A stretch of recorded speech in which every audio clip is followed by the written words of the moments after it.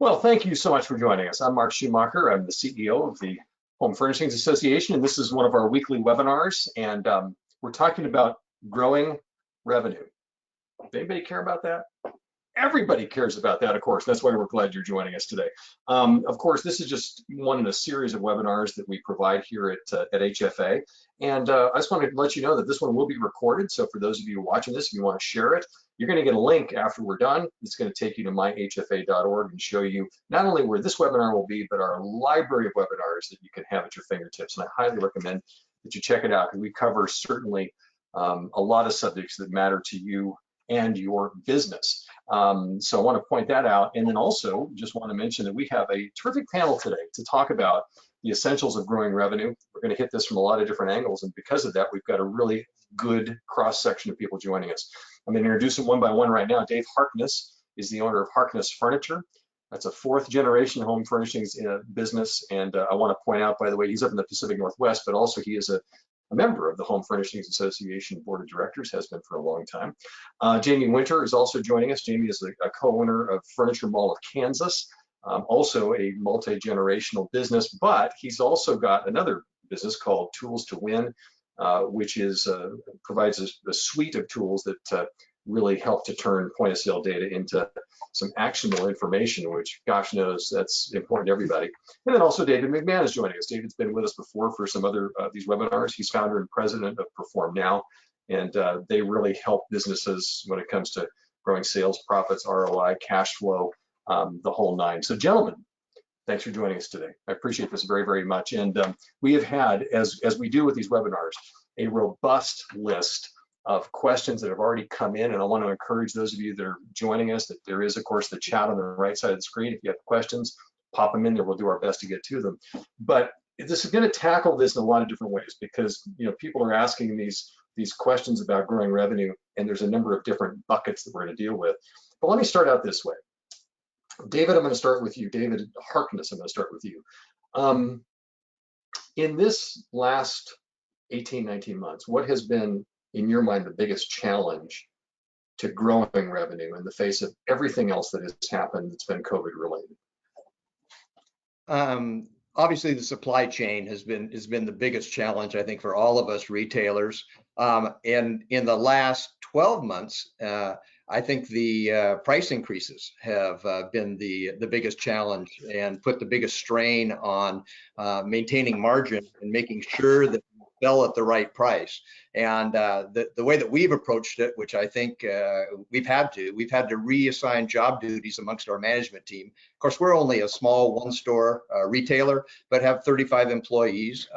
But my son does a number of different things, but his job function these last 6 months has been strictly concentrating on price increases, because we have to align our on-floor pricing with our website pricing.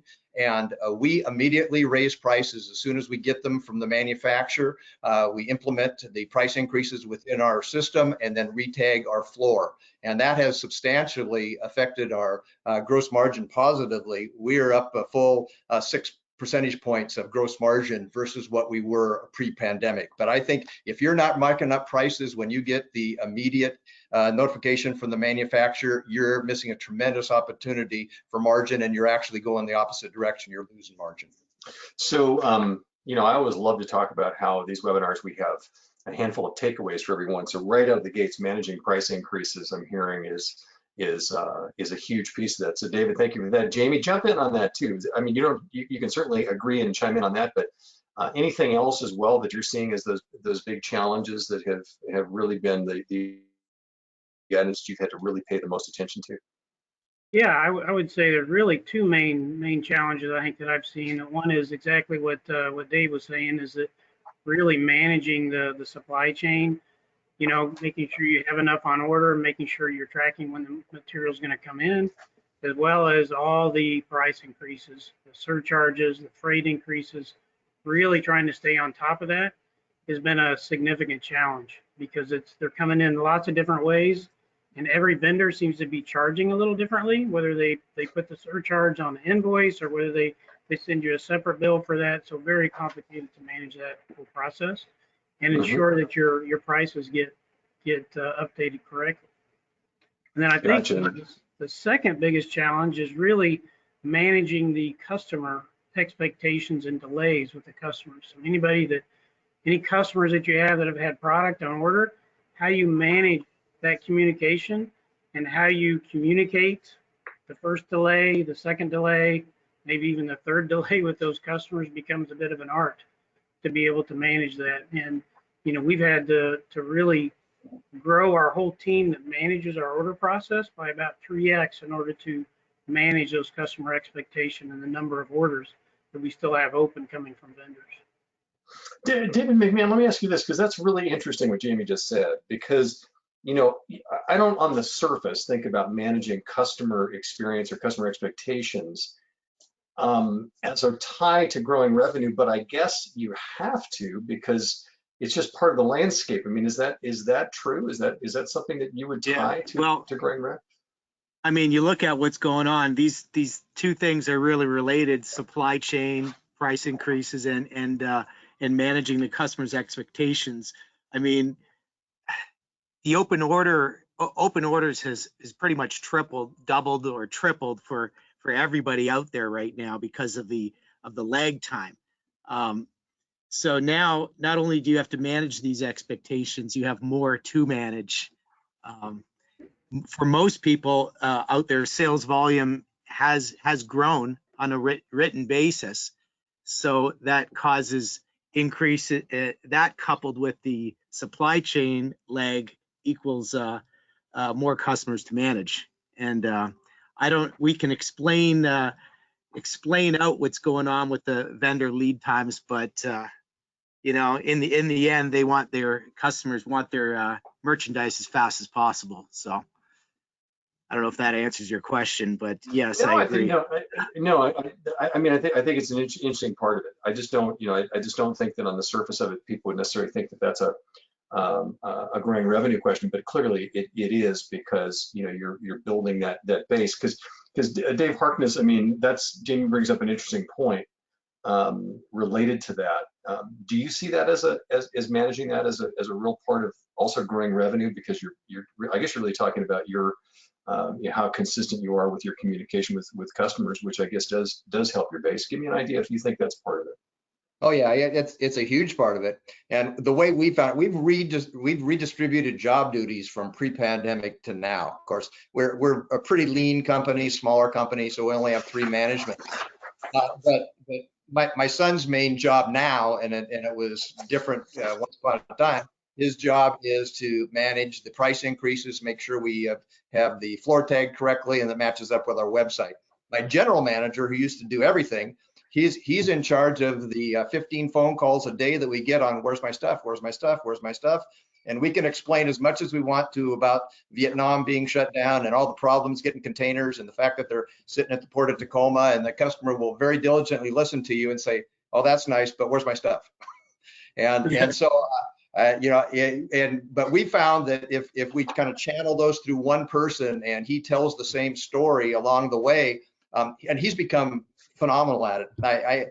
I think we have a less than 1% cancellation rate, which is just unbelievable. But you talk about dollars and cents. I mean, every order that gets canceled, not only do you lose that sale, you probably lost that customer and their faith in you in the future. So I think it's a huge effect on revenue, and you have to be informed. You have to have people that can get you accurate information as up to date as we can, but it always changes. And then all of a sudden, the information we've given a customer may not be the same thing a month or 2 months from now. So he has to make multiple calls to those customers, but he tells the same story, and he's become very good at it. And I think you have to be very consistent, keep the customers informed as you can, but all we can do is give them the current information we have.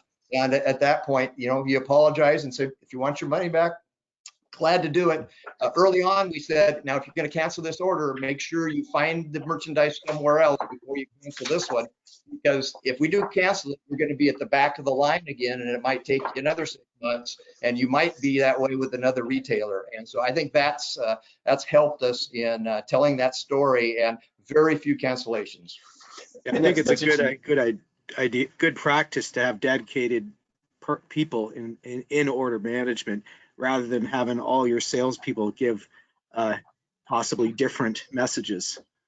So what I'm kind of hearing here, and the words I wrote down, Dave, as you were talking about that, and Jamie, I want to throw this at you, is I guess this whole thing is about protecting your base, right? I mean protecting those orders that are out by keeping those customers together. So is that a fair way to say it? That you really want to make sure that you're protecting your base, Jamie? What do you think? Yes, absolutely. You've got to protect your base and protect those orders, as Dave was talking about. Focusing on losing as few as you possibly can. But I think every time you have a significant challenge or significant difficult time, there's also a land of opportunity. And I think right now is everybody's struggling with a lot of different things, but it is a great opportunity to grow market share in your area because, and more times than not, right now you have customers that may not be your current customers, but are shopping and working with other retailers that they're not happy with the communication. They're not happy with the delays, and they are shopping for another opportunity to fill their need. So I think you have an opportunity to gain customers, but number one, you've got to put your best foot forward to save those orders that are out there. And really, what we have found is the best way to do that is the communication with that customer goes so much better if we call them and tell them about the delay and what's happening instead of waiting for them to call us asking, where's my stuff? Because at that point, they've already stewed on it for several days, maybe even a week. They're upset already before they even picked up the phone to call you. But if you can be the first one to act and call them in advance, the communication goes much easier. I love the way that you just flipped this, and I think that I hear from so many retailers that is such a key sometimes to finding the edge.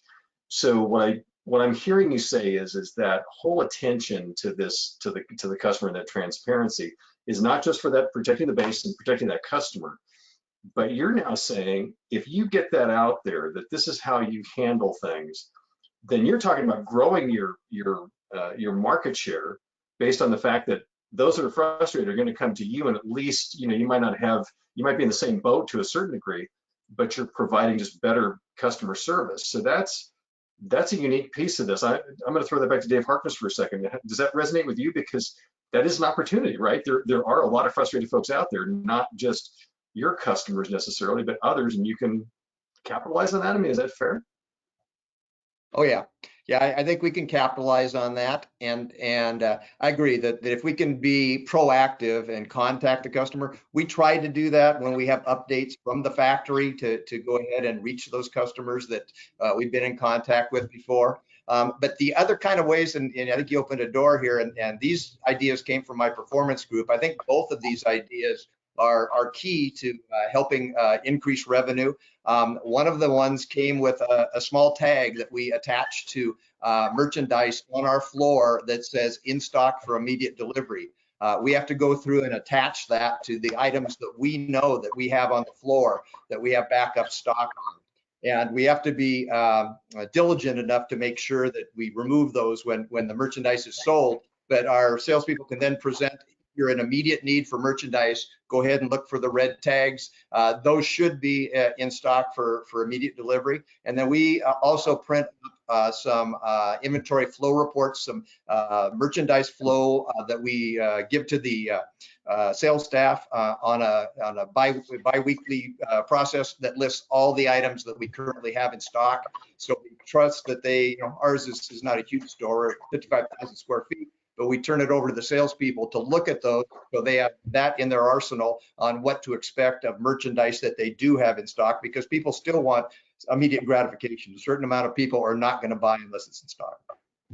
Gotcha. David McMahon, jump in on that one, because that's another great takeaway here. I mean, I think a lot of retailers and people on this call are going to know that, but how critical that is to be able to make sure the customer understands you can have this right now, rather than sending them down the road of frustration with special ordering and things like that. Yeah, it's very important on the front end to qualify your customer properly with the right questions, right? So just like the tag thing, I mean, do they want something customized or do they want something now? That's really it.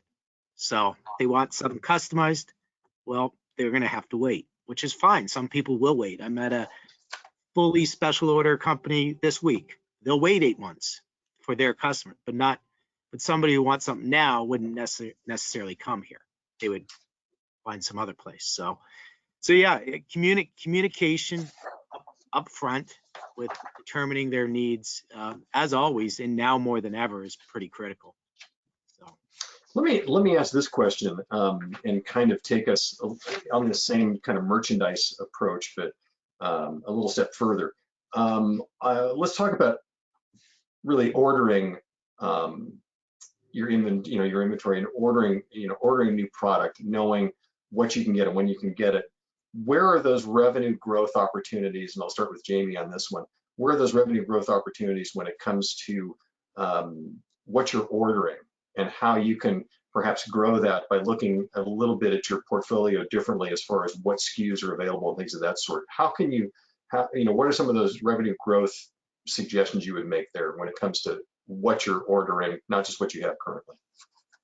Well, I do think that, COVID and Amazon have really kind of changed the game with the consumer, that they are expecting everything now. They want to be able to take it home today. So, that it goes right into ordering of exactly what quantity you need to put in order to make sure you have it in stock. And that equation and strategy of determining how many to order right now to determine when you're going to have it in stock is a challenge, because you're not sure exactly what the lead time is, and it's changing. So, making sure that you're putting enough on that order to cover you once it comes in, to actually have stock for several weeks or a month, becomes very difficult. And so, we look at the current lead times that we're getting from vendors, and what they're actually performing. We pay a lot more attention to the actual data that we have, that we're actually know exactly what the lead time is from their last shipment than we believe of what the manufacturer is telling us today, because we know that it's not based on data yet. So we use that information and what the customer demand is, and calculate how many items we should have on order to make sure we have stock. Where do you get that information? Where do you get that lead time information? Is that just what you store historically from other shipments you've had, or where do you get that? Yeah, that's part of one of the packages of tools to win, is we track all that lead time information. So for every purchase order, we know exactly how long it takes from the time you place the order till the time it actually arrived. And then we can give you, a summary by month for the last 12 months of exactly what that lead time has been, and whether it's increasing or whether it's shrinking, kind of where that is. Dave Harkness, have you used that in order for you to have some good information on the ordering you've done? Is that lead time information critical? Yeah, it's good, but we find it undependable these days. I mean, what historically has been an accurate lead time. We're on the West Coast, in the Northwest, so we actually do some container business because we're so close to Asia and China. And I've had containers. I still have containers that I've had on order approaching a year. And when I placed them, I anticipated 6 months was the worst case scenario, but they've increased and increased and increased. And some of them we've had to let go, let come in, because we have a substantial amount of sold merchandise on it. If it's a stock order, then I have the flexibility to let it go. But our inventory level, and I've always prided myself on being very frugal as far as my inventory level, and I used to manage by GMROI. I used to live and die by it, part per SKU. Our inventory level is up 70% from pre-COVID times.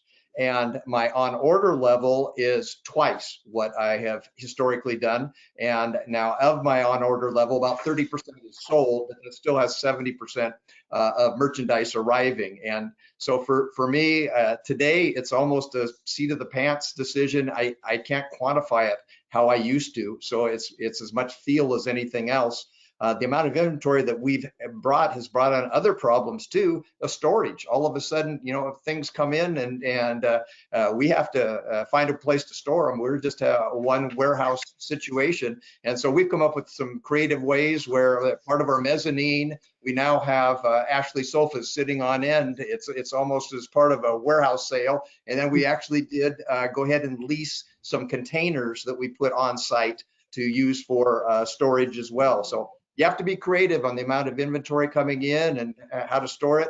And you got to have inventory. Inventory is king right now. I'd rather have the dollars in inventory than sitting in the bank. There's definitely been a shift. Yeah.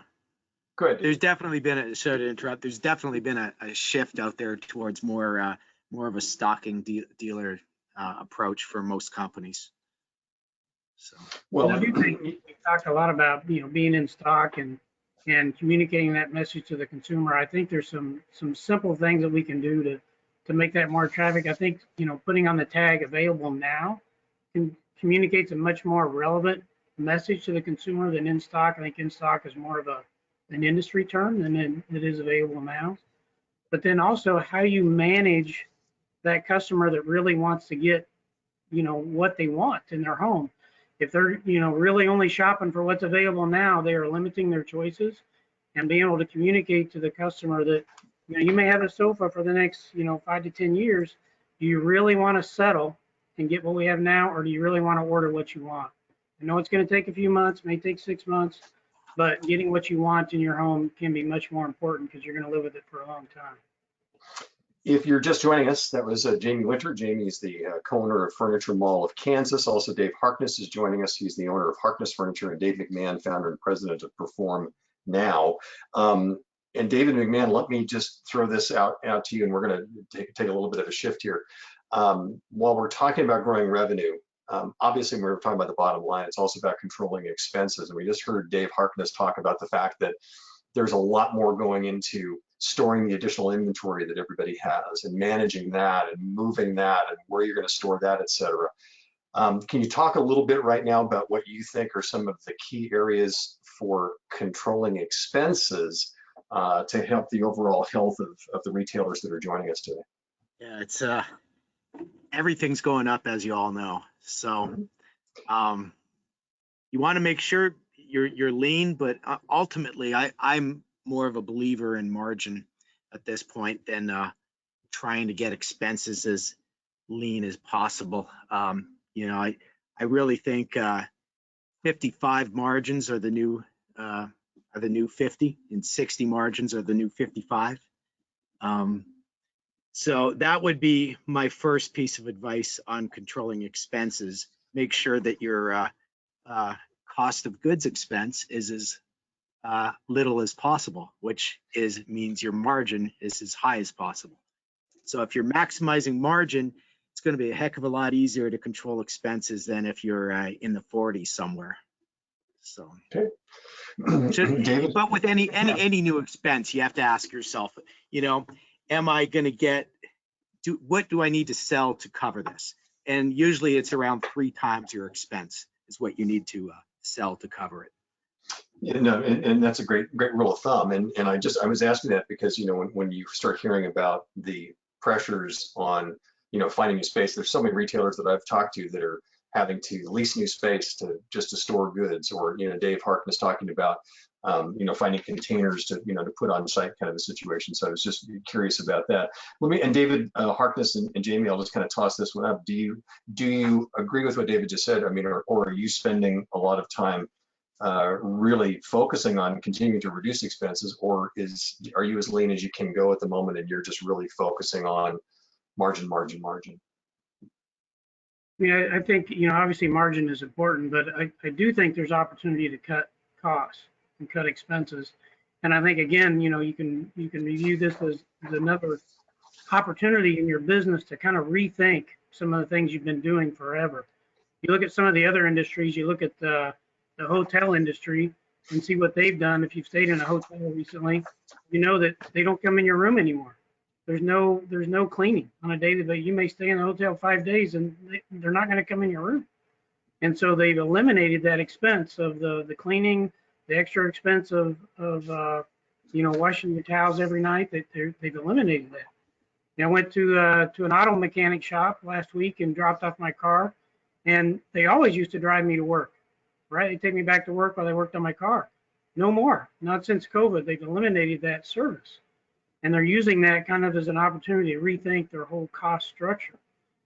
And so, one of the things that we did, which was quite unique, we have one location that has multiple entrances, which is really difficult to manage from a greeting standpoint and having the right experience for the customer. So since COVID, we've closed all entrances except for one. And we are funneling all customers through one entrance, which makes a much better entry experience for the customer, reduced our amount of staffing that we had in order to provide greeters for that operation. But I think there are opportunities in every business right now that you can take another look, and those things that you've been doing forever, it's an opportunity to rethink and make a change. Fair enough. I want to get into a couple of questions here because we've got a bunch of really good ones. Dave Harkness, I'm going to throw this one at you. I love this one. What would you say are the best small changes you've made to add to the bottom line, to add money to the bottom line? I think people are looking for just some of the little small nuggets. Anything you can think of that's the small stuff? Boy, the major thing, and I just can't emphasize it enough, is stay on top of the pricing and the increases that we continually get from manufacturers. I mean, I look at our product lineup, look at our inventory flow reports almost on a daily basis. And the one thing I've got to say is we've always been a full margin store. I mean, we don't apologize. We're never the lowest kid on the block. That's just not who we are. We're full service and do that. And our margins, we've kind of ignored competition and just priced merchandise as it comes to us. And some of our competition is not that smart. Unfortunately, some of our competition online, has not taken into consideration. And if I look at some of the competitive pricing, sometimes they're below 40, they're in the high 30s, which we can't operate on. And we're thriving at being 56% margin right now. And I say you can't apologize for pricing merchandise this way. The consumer will tell us when we're too high priced. We worry about it internally, but right now the customer is still buying at these levels. And so I think that once you hit above break even, I mean, boy, it adds a huge amount to your bottom line. So if you know your break even and the volume goes up there, we've not been nearly as diligent on cutting expenses as we have maximizing margin and sales. So that's the end that we've looking at it, and we're at historic levels for both sales and income. Appreciate that. And that really kind of brought all that together, and I thank you for that. Jamie, let me ask you this question. Is it suggestible to spend more advertising dollars to drive your profitability if we're all in agreement that it's available now is the main message and you can come and buy it here? What are your thoughts about that? That's a question that came in. Yeah, that's a great question. And there are lots of different thoughts out in the industry today on that. And obviously, if you're going to advertise, I think the key message right now is that it is available now and is available to take home today. I mean, that's the key message you've got to send. But there are lots of retailers that have significantly reduced their advertising because the demand right now is so high for customers coming in the door that, they've cut their advertising in half and they still have similar number of people walking in the door. So there's an opportunity there to improve your bottom line by reducing advertising if you still got good traffic coming in the door. Okay, love that. And David McMahon, let me ask you this question. I'm just kind of, these are some really great questions that came in. I'm just going to toss these out here and we can sit on these as long as we want. This is the question it says here, can we expect revenue growth by increasing customer conversion, really focusing on customer conversion? I think what they're really, looking at there is the nuances. I think this is about where to spend, et cetera. But what are your thoughts on that? Yeah, I mean, everybody should know have a good handle on their traffic, which is in the close rate, conversion rate. And once you know your conversion rate, yes, I through better selling and better communication skills with customers, you should expect a higher close rate. Other things too, I mean, COVID brought up the importance of lead management that I didn't really see before COVID. Right. Customers shop before they come into your physical store, and they reach out to you often when before they decide to come in. So I'm a big believer in having those virtual leads, I call them, funneled through designated people. And from that, if your close or your conversion there is to get them in the store, preferably with an appointment. And if you get that appointment, your close rate is going to be 80+%, and your average sale is going to be double. So I guess the answer is yes. Man, those are some powerful numbers. No, I mean, seriously, Yeah. just what you said right there. All right, so Dave Harkness and Jamie, I'll toss this one out there. Let's stay on that for a second here. So, are you finding success? How are you finding the most success in conversion of that customer base that's out there? Because obviously, the more buyers, that's also going to certainly grow your bottom line. I'll jump in there on my thoughts on it. And Dave hit on one thing. We did not use a chat function on our website prior to COVID, and it became almost mandatory when we were shut down and during that time period. It continues to be. We use chat on a daily basis if you are not using some form of that, and the customer expects almost immediate return on that. Probably in Jamie's case, they have somebody specifically designated to it. We channel those through our regular sales staff, but require they get back within at least 30 minutes of that function. But that leads to a number of things. I am going to say that our conversion rate right now, our close ratio, is about 39%, which is up from where it used to be, but our traffic is down 20%. So we have to make up for it on the conversion rate, and our average sale has gone up dramatically as well with the increase in prices. We're probably up 20-25% in our average sale numbers as well. So that's where we have to get it. If we got less people coming in, we need to sell people more and get the sale put down. Dave, do you think you could quantify what kind of a lift you're seeing from that chat alone? Do you have an idea of how to quantify that? I wish I did. I can just tell you that we have a substantial amount of those calls coming in daily. I do not have a conversion rate. That's probably next on the list for a little store like ourselves. It's a little tough to do that, but I know Jamie probably has a conversion rate, or Dave McMahon probably knows. But it's got to be. It's exactly like David says. All that is a lead, and the lead is to get them into the store.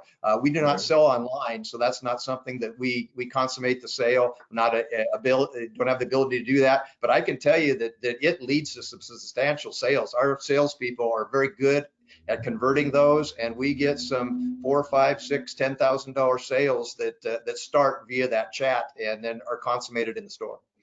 Well, and I think your story, David, is very similar to a lot of single store retailers out there. So I appreciate that perspective. Jamie, what's your thought as far as really talking about this whole concept of converting sales and what is your most successful way of converting more in this environment, like David McMahon said, where people are starting the process outside of your store before coming in? Yeah, it's a great point and great metric that we need to grow in order to stay profitable. But, really, I think it boils down to two things, which we've talked about a little bit already. One is, once a customer comes in the door, if they have already been shopping at other locations and they're looking for something now, your sales staff has to know what's in stock. They have to know how to communicate that, where to go, which items are in stock and which ones are not, if that's really what the customer wants. And if you don't have what they want in stock, how do you communicate this message that man, you're gonna have this furniture a long time, and let's get something that you really want and get it designed exactly how you want it, that you're going to be happy with it. And 12 months from now, you're not going to be regretting your purchase that you made because it was just available today. So working on those two things in tandem, I think, is very important to grow your conversion. This is an interesting question. And it really talks, I guess, a lot to the fact that we've heard so much about people reducing staff, et cetera. It says, is there a thought about adding more salespeople? Will that add to your bottom line? Is there enough going on right now to where adding more salespeople? Is this the time to expand that? David McMahon, I saw you just react to that. What's your thought? I think it's always the time to do that for most people. Really? Yeah, you should have a constant, I believe people should have interviews every day, and there should be a constant pipeline. Just like you're searching for customers, you should constantly be searching for new talent on your team. And even in this marketplace, though, David, but I mean, even in this marketplace right now, I mean, we know how hard it is to find some labor, but I mean, you're just saying push it every single day. I mean, you really look for talent. I believe so, because I mean, what's the turnover rate on the sales floor? If you're the best in the industry, you're probably 20%. So with is anybody I hear 100% in some places. So it's just a matter of time when you're going to need somebody, and it's better to have a candidate than to start the search when you need somebody, because there's nothing. The number one thing that's going to hurt your volume is not enough well-trained, good people on staff. Okay, so yeah, I can tell anybody's sales volume if you just tell me how many people you got. I'll be within thousands. So All right. All right. I think it trumps traffic. Yeah, you know, it's not easy in today's world, and I bet you Jamie will second the same thing. Personnel is one of the top challenges that we have. We have been looking for, and we only have normally 10 to 12 salespeople is our average on there. We have been down 2 salespeople for 4 months and have not been able to hire anybody. To get them, number one, just to show up for the interview, if you have one scheduled, and these are high-paying positions at this point. We can tell people our average is 60,000, and our top guys make well over 100,000. And so these are very well-paying positions, but we just can't get people in the door to do it. So on a whole different level, the warehouse and delivery is additionally challenging right now. And if you talk about pressure on the expense side, we've had to resort to increase our wages now. Our starting wage for a truck driver now is $20 an hour. And so that is putting pressure on the expense side, and just to get people that want to come and work for that. It's the old comparison: when they can make $17 an hour flipping hamburgers, why would they want to carry furniture up 3 flights of stairs into a bedroom? So employees and the challenge of hires, and this goes to sales staff as well as other areas, is an increased problem for us these days. Jamie, you buying into that? That if you add more salespeople, that's going to be a driver, that you can actually translate that to a better bottom line, more bodies? Very interesting question, because obviously there's pluses and minuses, ways to look at that. But I will say that, the calculation has now changed in terms of determining how many salespeople you have, because this industry now is, let's just say all of our prices went up 20%. Maybe some are a little less, some are a little bit more, but let's just say on average, everybody's prices have gone up 20% in the last 18 months. But the number of pieces has not. So if your sales are up 20% from last year, but you go calculate the number of pieces that you sold between last year and this year, it's going to be about flat. You're just seeing a raise in the sale price per every piece that you sold. So if your salespeople on average used to do $600,000 a year, that new normal is probably 750, because there's working with a similar number of people, same number of pieces sold, but our prices went up 20%. So even though your sales may have gone up 20%, I don't think that means you need 20% more salespeople today. Okay, fair enough. That's, by the way, for those of you just joining us, that's Jamie Winter. He's from the Furniture Mall of Kansas. We have Dave Harkness from Harkness Furniture, and David McMahon, founder and president of Perform Now. Another great question, and I'm going to throw this out and let you guys kind of free jump on it here. So I love this question. This clearly comes from somebody who's not a retailer, and we have so many people on these webinars who were industry folks, that says, how can I assist my retail partners to strengthen their business and grow their revenue? So the question, I guess, here, if we ask that is that, are there ways, solid ways right now, and I know Dave Harkness is going to say, get the pricing, but beyond that, where really working with your vendors and manufacturers can also positively impact your bottom line? Because I love that line. Are there ways that we can assist our retail partners? Who wants to tackle that one first? I'll take a shot. I think one interesting way is that there's got to be a good partnership between the vendors and the retailer, and obviously manufacturers are struggling right now to keep up. So there's got to be a give and take. Is there something we can do as a retailer to help the manufacturing situation, whether it's buying truckloads at a time or half truckloads or whatever, to minimize the burden on the manufacturer, so they can build more product? That's what we're all after right now, is that if we can get back to smaller lead times, the better off we're all going to be. think communication and education, continually find ways to focus on those with each other. Okay. I think David hit it right on the head. That was going to be the first words out of my mouth is communication and accurate lead times. I know they're only giving us what they get from their production manufacturers and things, but that is probably one of the sorest things when we get continually put off on lead times, and we've already communicated the information as accurately as we can to the customer, and we have to go back time after time after time. We lose our validity. So keep those. Yeah, I mean, I'm sorry. Go ahead, Jim. I was just going to say, in addition to kind of what Dave's saying, that once that happens a couple of times, the salespeople lose confidence in the line, and they're not confident in telling a customer when they're going to get their product. So it has a significant effect, and it only takes, a couple of customers that we had to extend their delivery date a few times, where salespeople just said, "Man, I've had enough. I don't like those conversations, so I'm going to sell a different line in the future." Yeah, and this is just a comment that literally came in as we started talking about this. A retailer on the call said, manufacturers and vendors need to communicate better, in all caps, because things like discontinued items or changes in any part of the order, because you don't want to disappoint the consumer and deliver something that's not quite right.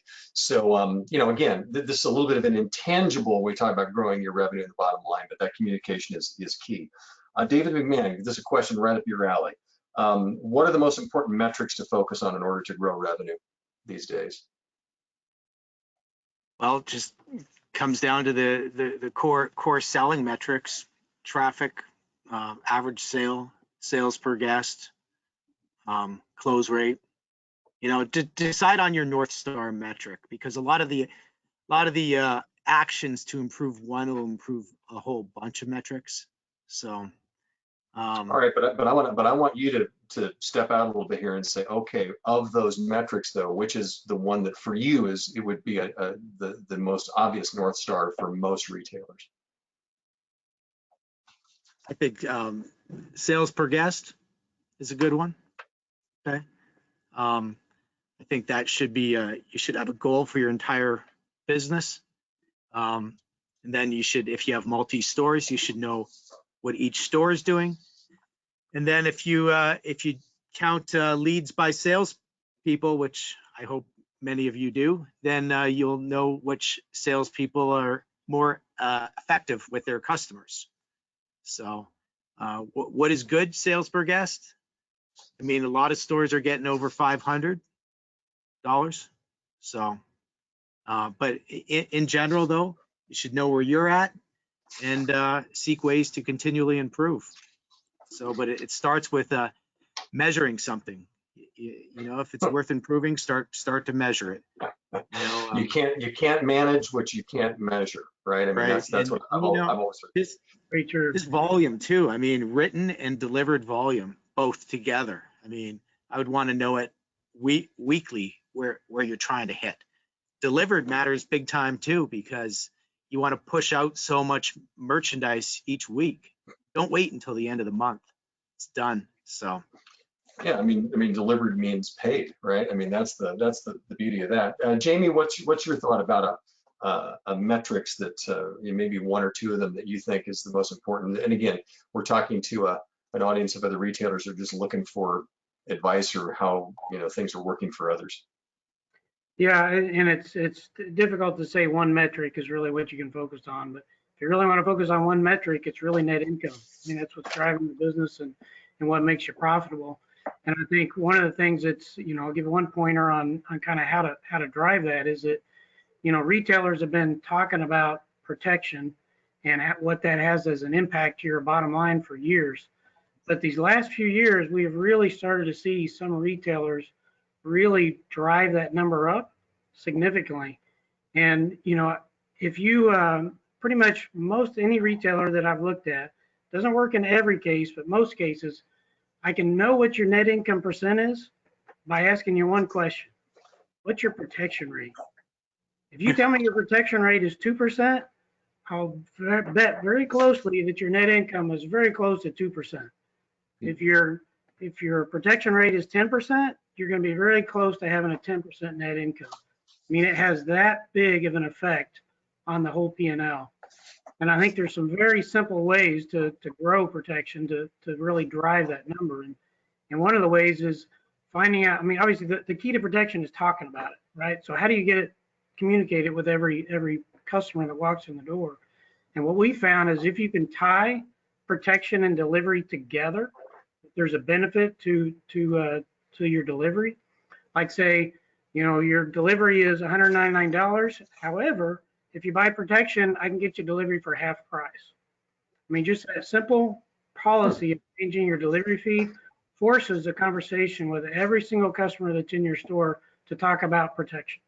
And I think that's one of the biggest and easiest methods that I've seen people significantly grow their bottom line was with that simple change of tying protection and delivery together.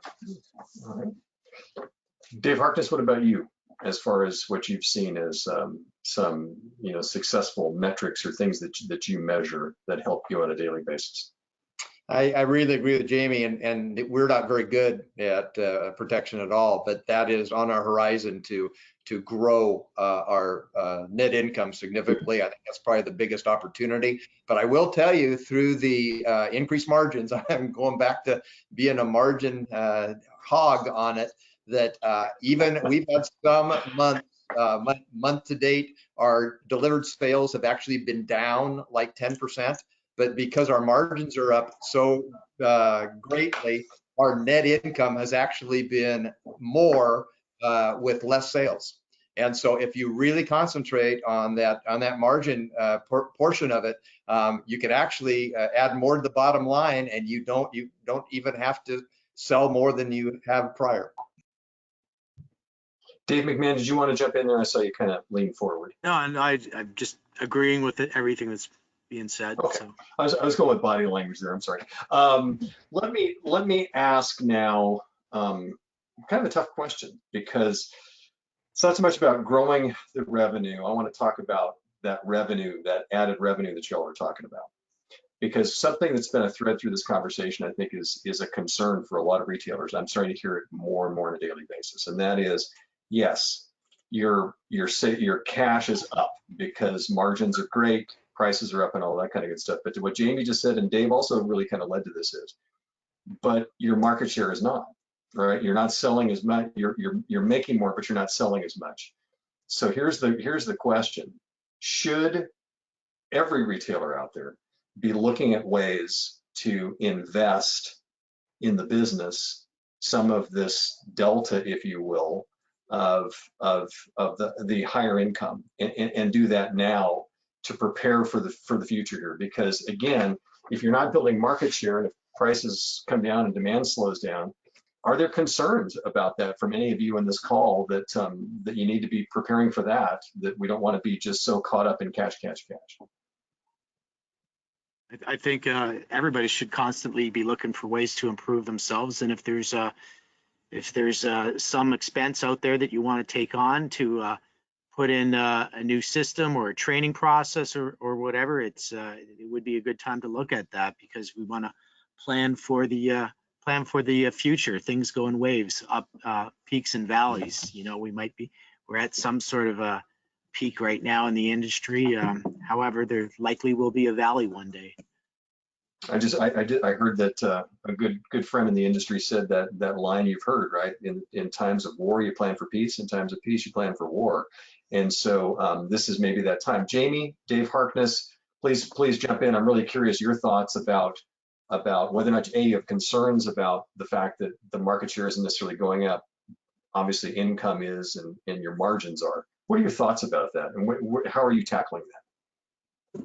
It goes a little bit back to what we were talking about with, you know, how do we handle these increased labor costs? You know, every person we hire, as Dave mentioned, he's got to pay $20 an hour for a delivery driver, and how do we manage that against, you know, these this extra cash? So really looking at what things you can eliminate and what things you can automate to reduce the amount of labor in your business. I mean, labor is your second biggest cost compared to inventory to running your business. So what things can you invest in to automate or eliminate functions that people are doing in your organization today. I mean, Jamie, are you concerned, just out of curiosity, are you concerned about what you talked about a few minutes ago about the fact of, that the market share is not going up, the profits are, but the market share isn't, specifically when you talked about where the number of sales, comparatively speaking, have been? Yes, it's a concern, and we did a study here in part of our business here last month, and looked at which areas or which part of this industry is growing and during this pandemic. And what we found is that a lot of furniture stores are losing a little bit of market share, and most all of it's going to online. That market share is going to online businesses, and obviously we've got to continue to compete with that and be able to have the right customer experience to be able to compete with that online business. Dave Harkness, what are your thoughts? We've been blessed over the last few years. I mean, this is just the culmination of 3 or 4 years of really good business. I mean, right now it's at record numbers, but we believe we're in a fashion industry, and we continually reinvest in our facilities. We poured hundreds of thousands of dollars into our facility in the last 5 years. And I think that's one way you compete against the online guys. You make the experience so good, and you make the display so good, and you have a professional sales staff. Online can't compete with that. And so if we give the customer a full body experience, and by the way, ma'am, we can have that out to you tomorrow in our truck with white glove delivery service. And if you're not happy with it, we're going to give you a refund. We'll pick it up the next day. We'll bring it back and give you your money back. I think we can be a service industry. Capital, anytime that you have excess, profit like we have right now, we're very big about reinvesting it. Actually, I'm going to say 2 things. We're reinvesting it in our building, and we're reinvesting it in our staff. We have a policy within the store, I've had it for years, that we tithe 10% of our net profit back into our staff. And so we try to share any success that we have and be able to reward them for all their work and effort within that. And we also do it for the community. So we try to share the good times with those that really need it. And I didn't want to bring that up as kind of a downer, but I mean, this is an important piece of this whole puzzle, because when we come out of this, you don't want to come out of it with diminished market share. Or Jamie brought up something really interesting. Your costs on the back end are not going to necessarily roll back like prices might. You know what I'm saying? You're not going to say to that truck driver, well, now you're going to make $15 an hour. So you are incurring more costs. But I think that it's on the top of a lot of people's minds about, okay, yes, want to grow revenue, but now what do you do with that revenue? It's not just sticking it in the bank account, et cetera. So I really appreciate that. I think that's a great point. Dave McMahon, do you have any more on that? No, I mean, I agree. One thing that Jamie mentioned, look for ways to automate different expenses. I really agree with, whether it be to automate some of the follow-up processes, or touch and base with past customers, or next purchase reminders, or things to continually automate the communication, I believe, is an important thing that I see people starting to do. And so innovate, right? I mean, this is the time to innovate and to take some of that cash and invest in some of the things that maybe you haven't had a chance to. Is that fair? I agree. I can tell you about some of them if anybody's interested after this call. One of the other things we didn't mention in terms of opportunities for investment is that I do think the game has changed from going through this COVID period, that the part that's not going to go away, even if manufacturers get back to normal and everything else, we are going to have more inventory. We're going to have more in stock. So I don't think that's going to go away. So investing, if you haven't invested in your warehouse already, with getting more product in the same space, or growing the size of your warehouse, or adding another one, that is a significant opportunity right now to invest in, because you're going to need it to be successful in the future. I really think it used to be that the industry average was, if you take your total sales, multiply that by 20%, that ought to be about what your inventory is. And that's what a lot of retailers have run at for years. But I think that number now is going to be 25 to 30%, just to be in the game, because all of your competition is going to have more stock on hand. I'll tell you one other thing that we're doing, our direction of our inventory, we only have a finite amount of space. So what we're going to do is we're going to take out probably the bottom 10% of our SKUs, dollar-wise, the lowest amount of the 10 to 20% of those SKUs, and we're going to reinvest those dollars into a little higher end. So we're actually going to ratchet our inventory up and sell a little higher end product, because we can sell one $2,000 sofa, and how many $500 sofas do you have to sell to make the same amount of profit, and how many can you store versus one? So we are making a conscious effort to gear up. Well, David McMahon, let me ask you that, because I saw you shaking your head like I was at the same time. So it's never a bad time for this, but this also must be a really great time to continue to take hard looks at those SKUs and refining that down. You talk about growing revenue. You don't want to have a warehouse full of dogs. You want to have your best sellers, et cetera. This is now a time for that too, correct? Yeah, people want to be deeper in those items that do work. That's for sure. And one thing that I was thinking about with Jamie's comment on the warehouse was that now people I see are starting to track their available inventory in the warehouse as a proportion of sales, and trying to maximize that number in some cases. But it has to be the right inventory. You don't want a whole bunch of returns back there and a bunch of dogs. I mean, it's you want to be deep in your best sellers. I think is a good strategy. Okay. And we have time for one last question that just came in, and this goes to Dave Harkness and or Jamie. It says, if you shifted your focus from more domestic vendors in any sizable way, or is that just not something that can really impact this revenue growth, because there's been delays domestically as well? Obviously, that with the delays so long with getting stuff overseas, that obviously we would love to grow the domestic manufacturing and grow our vendors that are doing that, but they're struggling as well to get product out. So that's tough. If you can find a vendor that you can work with that has some stock and can get you a product quickly that's in the U.S., absolutely, that's the direction you should go.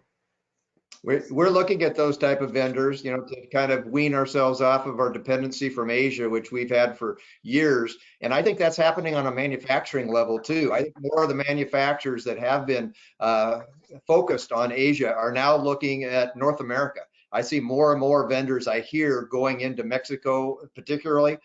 We've actually picked up a couple Canadian lines. And so I think North America will be a catchphrase, and I think try to lessen the dependency on Asia. All right. I was just going to say one last thing. That cost difference between what used to be that you got overseas compared to what you can get domestically has shrunk. It's not the huge cost savings anymore to go overseas because of the container and the freight costs right now. So that makes it much more plausible to go with domestic. Gotcha. I tell you, there's been a ton of great takeaways today on this webinar. We're going to be certainly sending those out to those of you that took part. But that hour blew by in like no time at all. And first and foremost, I want to thank Dave Harkness, owner of Harkness Furniture, Jamie Winter from Furniture Mall of Kansas, and Dave McMahon, who's a regular contributor of ours from Perform Now. And I want to point out, by the way, that between now and the end of the month, you can nominate people for Retailer of the Year. These are annual awards that we just absolutely love to hand out because it really recognizes excellence. And I think in many ways that reflects what we did here today, which is really allowing for voices of other retailers to really help everybody in this process. So if you go to myhfa.org/ROTY, which is for Retailer of the Year, you can certainly take part and nominate folks there. And of course, I want to always tell you that membership in the HFA is not a bad thing at all. We've got so many great opportunities for all of you, and whether it comes from programs of ours or any number of services. So there's power in our membership, no doubt about it. myhfa.org/join is the way that you can do that. So, gentlemen, I want to thank you so much for joining us today. This has been a great conversation. We could have probably talked for another hour on this, but I do appreciate it. Once again, this will be posted on our website so that everybody can enjoy this again and again if they'd like, or sharing it with their staffs. But for all of us here at HFA, I'm Mark Schumacher. I want to thank you for joining us. And of course, we wish you not only good health and good sales, but of course, next week we've got Thanksgiving, so may it be a blessed holiday for everyone. We thank you for joining us. We will see you next time.